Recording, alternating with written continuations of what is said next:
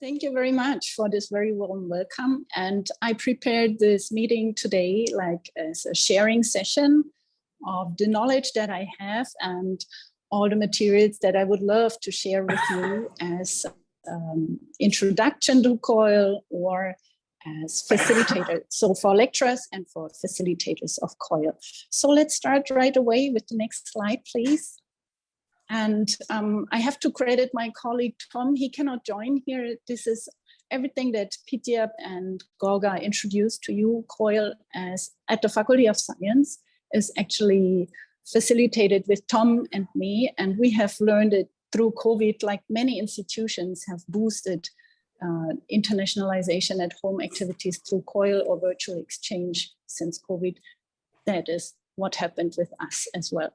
So I will play a video later on, and there will be a further introduction of us. So for not duplicating information, let's go to the next slide, please. I would like to summarize this acronym. COIL is Collaborative Online International Learning, right? It represents the teamwork that is done by students. It is online.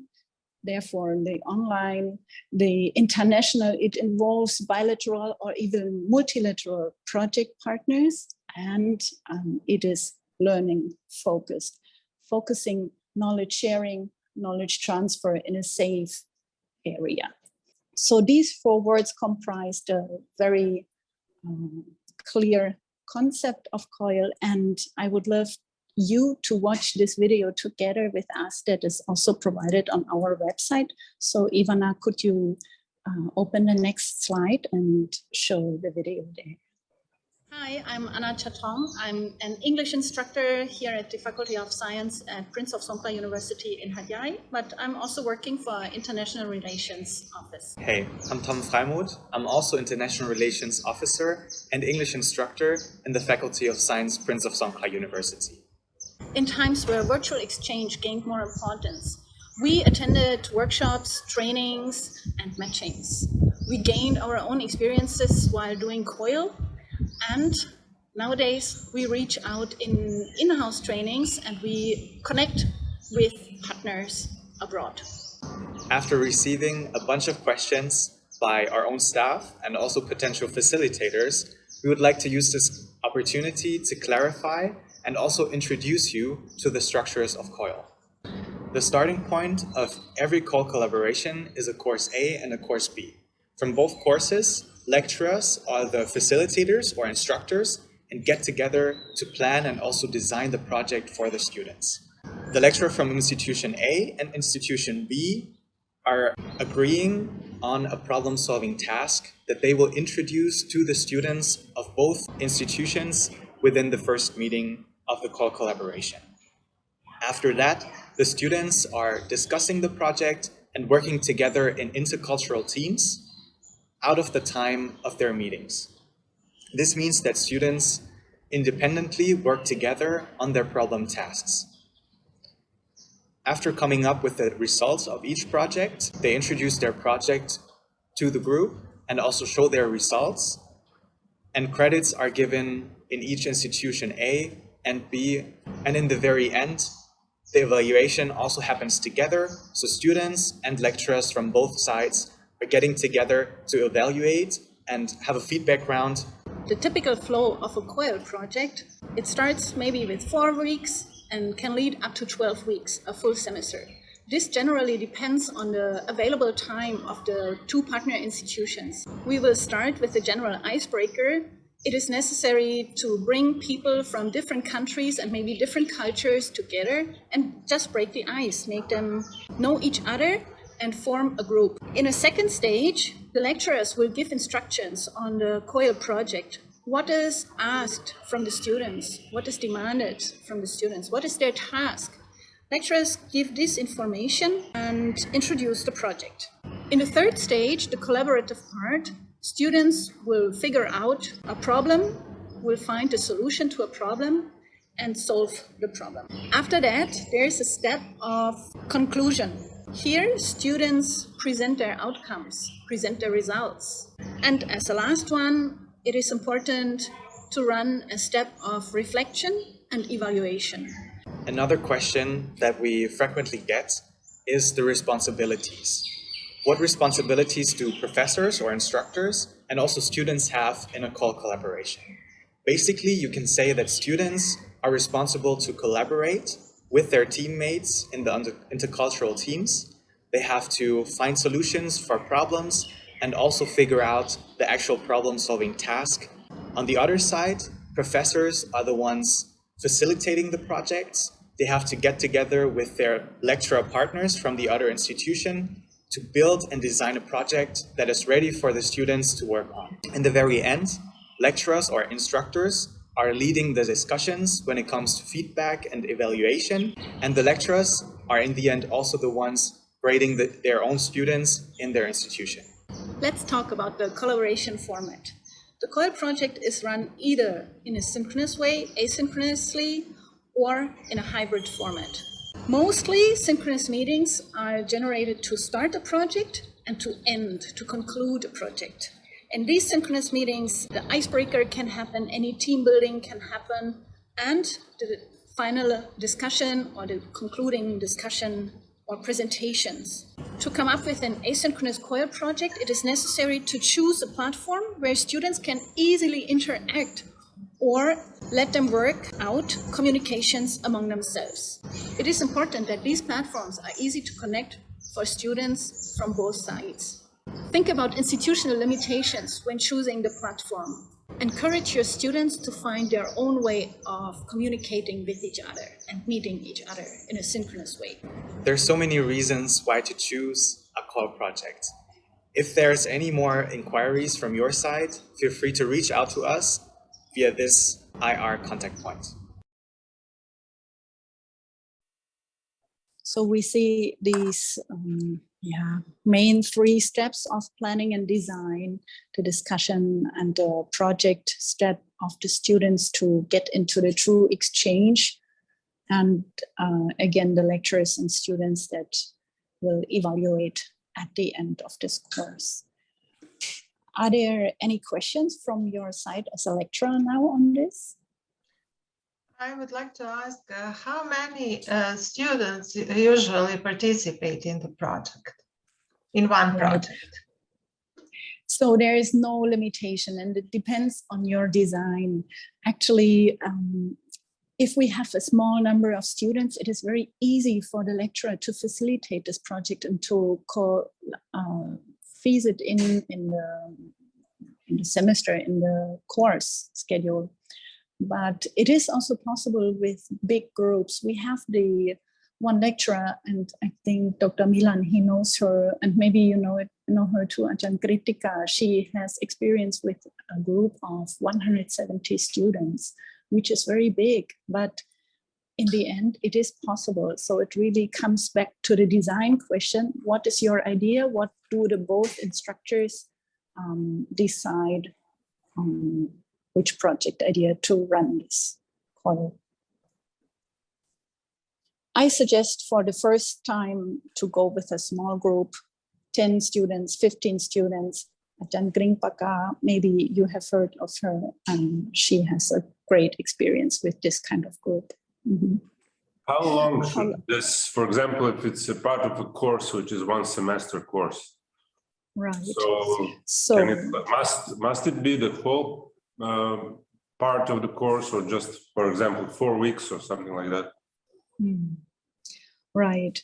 It is important that it matches our academic calendar on both sides, right? And for the first project, I think it is more than enough to run it 4 weeks to give it a try, to have an understanding how to do and how to facilitate on the lecturer side.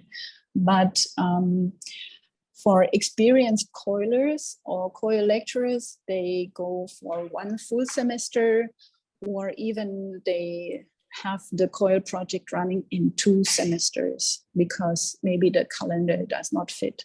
So it really is up to the design, to the decision of the lecturers how to do and how they can facilitate their idea.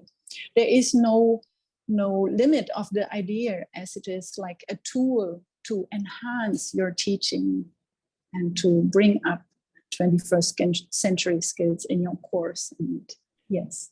I have a question, Anna. Anna. Please. Yeah. How much time, actually, how did you decide on the problem to be solved?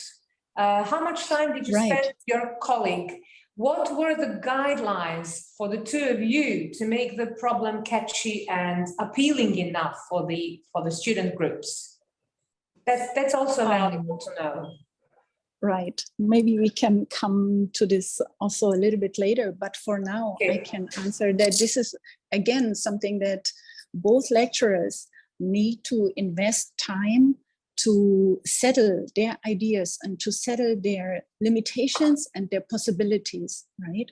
And in these discussions that, in the planning discussion of both lecturers, everything will be settled. Yeah. Okay. Maybe that's for now. Yes, sure. Okay, so Ivana, maybe can you jump to the next slide and we can see what exactly provides COIL, or what is COIL and what is it not. So COIL activities are definitely sustained as they are unfolding in the way of over the time and through very intensive interaction among students, but also in the preparation among the lecturers. It is through new media, it is technology enabled and applies new technologies. COIL activities are very focused on individual dialogue and on collaboration. So it is a people-to-people activity, and it needs very much the strong support of lecturers or trained facilitators who help to run this project, or who actually design and manage and run the full COIL. It has educational activities to develop skills and knowledge, and this brings the educational part in it, and that's why we can include it to our higher education institutions. And the COIL project brings, strengthens the mutual understanding through the two groups with a very long-term impact and long-term perspectives. What exactly is not COIL? Because we have so many opportunities to teach online. So for example, just very simple MOOCs and other distance learning courses are not required under, or do not fall under COIL, or any learning that happens through social media groups or other unmoderated and unsustained, unstructured activities. Massive open online courses.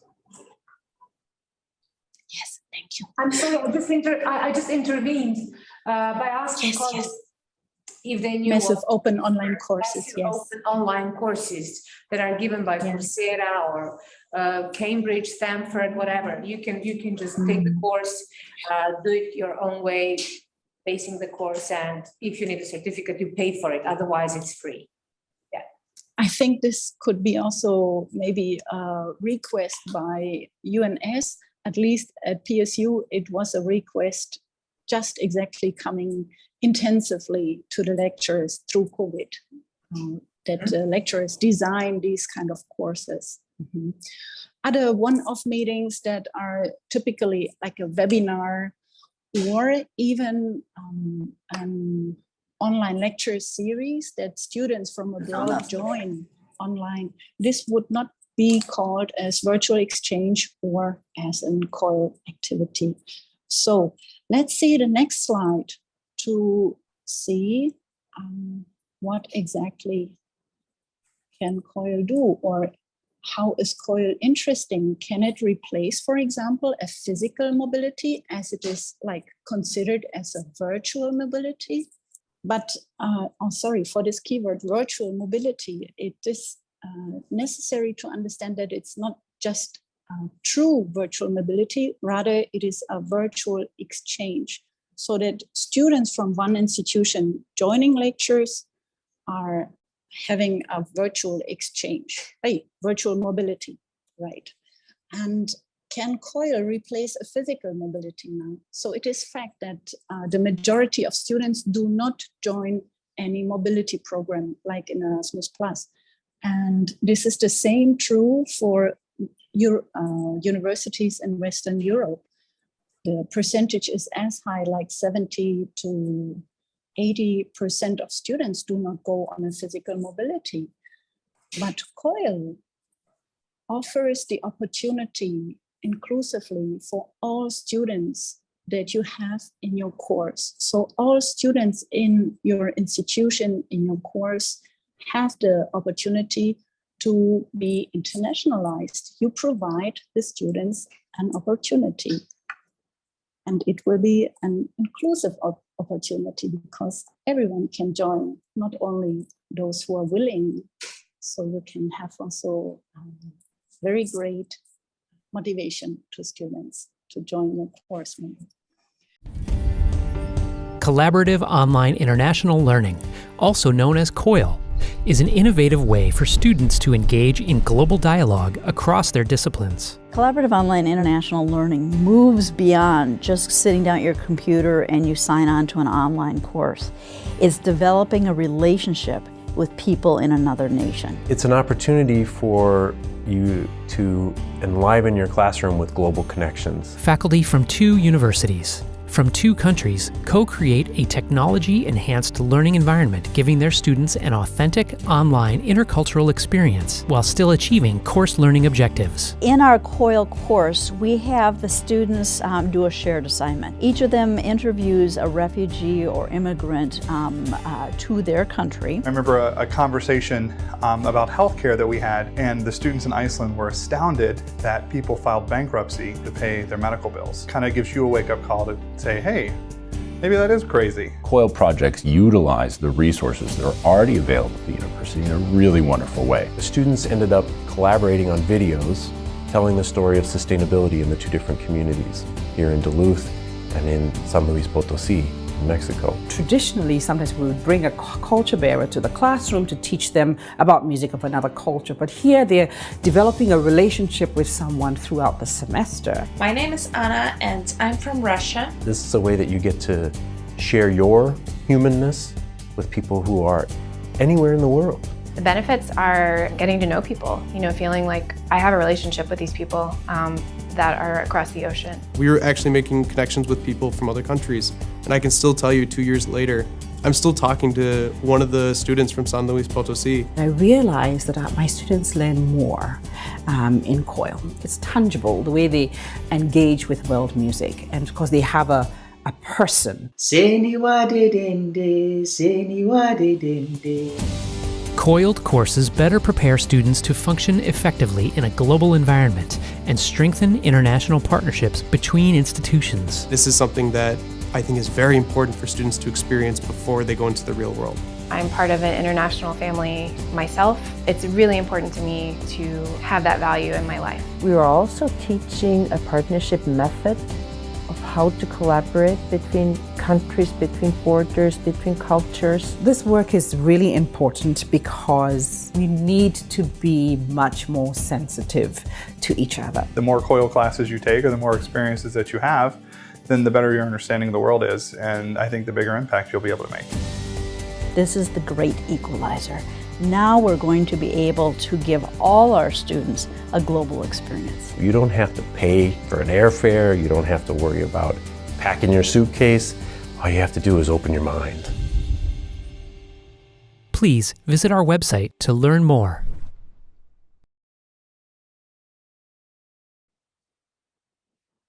We come back to the topic to the question of the topic. Yeah, how to agree on a topic. And the question of Golga was a very good one, actually. It is how to make it work, how to fit it, and what are the constraints or the points to consider this. So I suggest here just go by what you have, what both lecturers can bring in, and see very carefully also the limitations. Do you offer a course that is accredited course? So then you need to be also careful. How can you imply COIL, and how can you feeds this extra activity in here. And yes, the great advice for choosing the topic is make it catchy and add a big bonus of fun here. Maybe don't take the stone research, don't focus too much on research or science, not the strictest topics that you find, but make it fun. And let's see some examples that are available. Can you go for the next slide, please? I choose 2 examples here. We have some Spanish learners that are from the US and from AI students from Mexico that are studying on the topic of smart technologies for everyone. And here the student teams, they get an exchange to co-write articles, and these articles were collected in a newsletter and then was shared in both institutions to people who are new to science, right? So we have a very, a benefit for both sides.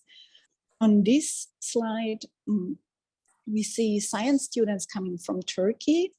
They are actually forensic scientists, and they meet photography students from the US. So here it is an exchange of knowledge in different fields. It is not language based. And they are working on the topic of photographic evidence. And the project design is very interesting as it goes on 3 steps, right? First, the student teams, they build a criminal case, and then the photography students have to film this scenario. And from those, the photos were taken. And in the last step, the other groups had to reconstruct the scenario only through the photos. And I guess as a solution, they were playing often the video that the photography students made. So I think there can be done very cool projects and very catchy topics included. So looking at these 2 topics, we can see maybe a little bit more clear that we have maybe 2 ways of COIL. One is the exchange of knowledge combined with the exchange of language, which is maybe interesting for Dragana. But then for Dr. Milan and your colleague, the pure exchange of knowledge is also possible. And this is actually what I thrive here in Faculty of Science. There are only a few examples in the internet to be found for COIL in science, but I aim to increase those examples. So I hope with our collaboration, we can be one pioneer of COIL in science and maybe with multidisciplinary approach. For sure, I think you can think of other combinations like statistics and math. And in biology, there are so many ways to combine. And for Dragana, I think it's also possible to, the world is open and the limits are only our imagination. Everything I told you so far is all the knowledge that I gained up to now. And here from this part on, I would love to share what I think is important or where you can continue if you are willing to COIL. So as a first resource, and I hope we see now a slide with the Journal of Virtual Exchange. So there is a lot of research happening about COIL and virtual exchange, and one of the journals that can become a resource of ideas is this online open access peer-reviewed journal, and maybe it is also a source for you to publish a paper. So this is an official journal of UNI collaboration, and I think you might know this organization. It's an international academic organization dedicated to supporting and promoting telecollaboration in higher education area. So this is based in Europe, and another resource that I love to go to gain inspiration is actually based in Japan in a private university. It's Kansai University, and I hope you see now a slide of IIGE. And they provide on their website, there is an I-paper, it's called also white paper, with focusing on next generation international education and technology. And it is pretty much to followers who are interested in COIL or any educational technology co-creation. In the next slide, you can find access to our website where we have also the videos. And once you open this website, there are also our materials that we created to help lecturers to start or to begin. It's the pathway, the partner form, and the collaboration plan. And on the very down, there are also some other resources and YouTube videos and suggested universities, institutions who run COIL successfully. I forgot to mention earlier that COIL is actually founded in around the 2000. So we are running currently about 20 years of experience on COIL, and it is founded by John Rubin in the State University of New York. So if you would like to learn more about COIL, COIL and SUNY, SUNY, is one of the main keywords in the Google research. Next, I would like to introduce you to our COIL pathway that we created together with Tom. It is like a map how to start COIL. It gives you exactly the steps on before COIL, during COIL, and after COIL. So if you can open this link, you will find a lot of information, and we have linked many materials. So if you have questions on which technology to choose or what points to consider, here is this document for you to read. If you have not found a COIL partner, if you have no COIL partner yet, then for sure there is one way to contact our dear Goga and Ivana to be matched, right? Or just contact us directly, Pityab or me, and we will find you the right COIL partner or a possible partner. How to do this? We can offer you here this COIL partner form where you introduce yourself and just quickly state information that is necessary about time and course name, how many students are in your course that you plan to have that. And ideally, if you have a partner already, then it is time to start the planning. Go ahead and meet your partner. But how, right? We cannot fly. So I recommend very strongly that you have synchronous meetings. Try out the technology that you will plan and meet your COIL partner on a regular basis over at least half a year, I would say. It takes that time.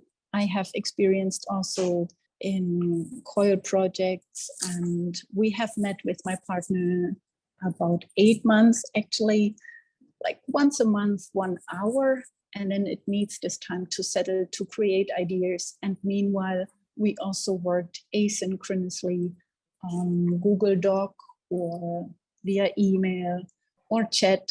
So it is important to, if the partner is new, it is important to learn also personal sides of the partner, to share personal information so that you understand what is your partner going through, and or you share this both sides and also have a feeling get the understanding of the partner and settle logistical issues and academic issues and the activities and the timeline, and all these need good talks. And I think we are here as IR officer to facilitate these talks if it gets difficult, but normally the lecturer can do this and on themselves via Zoom. I did all the talk with the partner via Zoom. And I think that synchronous meetings work the best because issues can be solved faster and discussed better. maybe I can conclude for today, and then we can stop the screen sharing and go to Q&A. So I would like to share the lessons learned. Is first that it's very important to introduce COIL to the students. I will never skip this step again. And to communicate also the technology. I kind of thought that our students here are so into technology. They are easygoing. They understand right away, even faster than me. But I failed badly, maybe because of the English that is normally used in these technologies. But I had to explain everything step by step. And this is what I always will do for now. And for sure, it is also to learn. I learned that the icebreaker and the attention of the social communication, the social interaction is very important, because in the end, that will facilitate the teamwork. That will make the students work together in a team. And for today, I would like to conclude with 3 takeaways. Maybe the first one, that ask the IR team. They are normally knowledgeable to help you out with any question, and then go ahead and try this very high impact teaching practice and apply it, and let the magic spark you.